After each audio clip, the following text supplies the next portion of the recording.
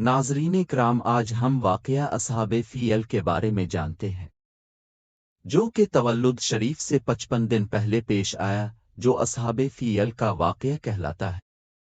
इस वाक़या की कैफियत बतरीक इख्तिसार यूं है कि इस वक्त शाह हबशा की तरफ से अब्रहा यमन का गवर्नर था। उसने शहर सया में एक कलीसा बनाया और शाह हबशा को लिखा कि मैंने आपके लिए एक बेनज़ीर कलीसा बनवाया है। मैं कोशिश कर रहा हूं कि अरब के लोग आइंदा खाना कायबा को छोड़कर यहीं हज व तवाफ किया करे।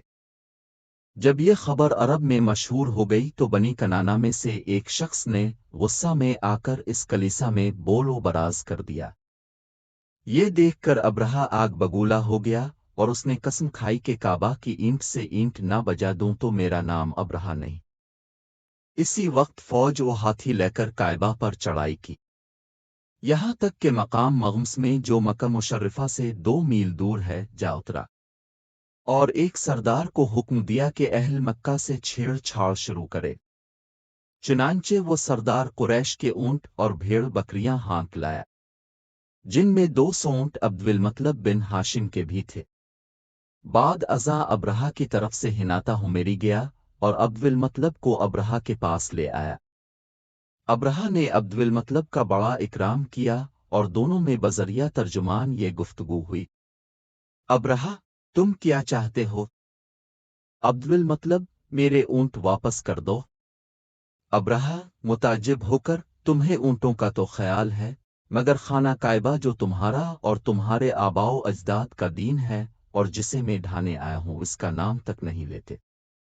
अब्दुल मतलब, मैं ऊंटों का मालिक हूं, खाना कायबा का मालिक और है, वो अपने घर को बचाएगा। अब्रहा, खाना कायबा मुझसे बच नहीं सकता। अब्दुल मतलब, फिर तुम जानो और वो।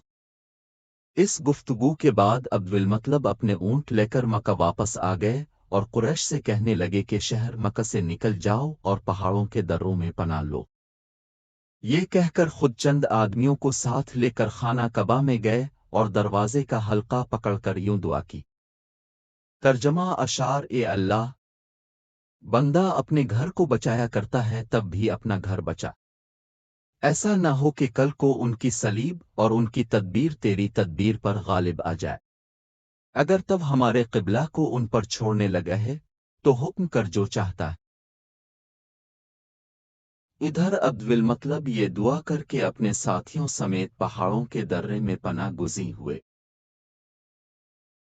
उधर सुबह को अब्रहा खाना काबा को ढाने के लिए फौज और हाथी लेकर तैयार हुआ। जब इसने हाथी का रुख मक्का की तरफ किया तो वो बैठ गया। बहुत जोर लगाया मगर हाथी ना उठा। आखिर मक्का की तरफ से इसका रुख मोड़ कर उठाया तो उठा और तेज भागने लगा।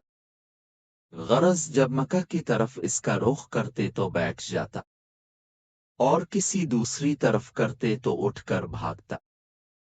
इसी हाल में अल्लाह ताला ने समंदर की तरफ से अबाबिलों के गौल भेजे जिनके पास कंकड़ियां थीं, एक एक चोंच में और दो दो पंजों में। उन्होंने कंकरों का ने बरसाना शुरू किया, जिस पर कंकर गिरती वो हलाक हो जाता। ये देखकर अब्रहा का लश्कर भाग निकला। इस तरह अल्लाह ताला ने अपना घर दुश्मन से बचा लिया। कुरान मजीद में सूरा फील में इसी वाक़ये की तरफ इशारा है। किस्सा असहाबे फील में दो तरह से हज़रत मोहम्मद सल्लल्लाहु अलैहि वसल्लम की करामत ज़ाहिर है। एक तो ये कि अगर असहाबे फील गालिब आते तो वो हज़रत मोहम्मद सल्लल्लाहु अलैहि वसल्लम की कौम को कैद कर लेते और गुलाम बना लेते।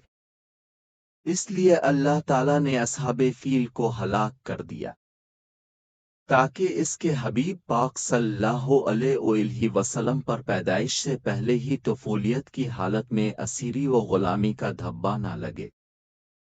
दूसरे ये कि असहाबे फील नसारा अहल किताब थे, जिनका दीन कुरैश के दीन से जो बुत परस्त थे यकीनन बेहतर था।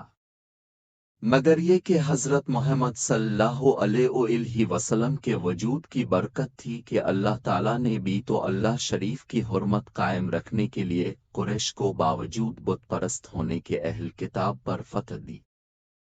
یہ واقعہ حضرت محمد صلی اللہ علیہ وسلم کی نبوت کا پیش خیمہ تھا، کیونکہ اب کے دین میں اسی بھی تو اللہ کی تنظیم، اسی کے حج اور اسی کی طرف نماز کا حکم ہوا۔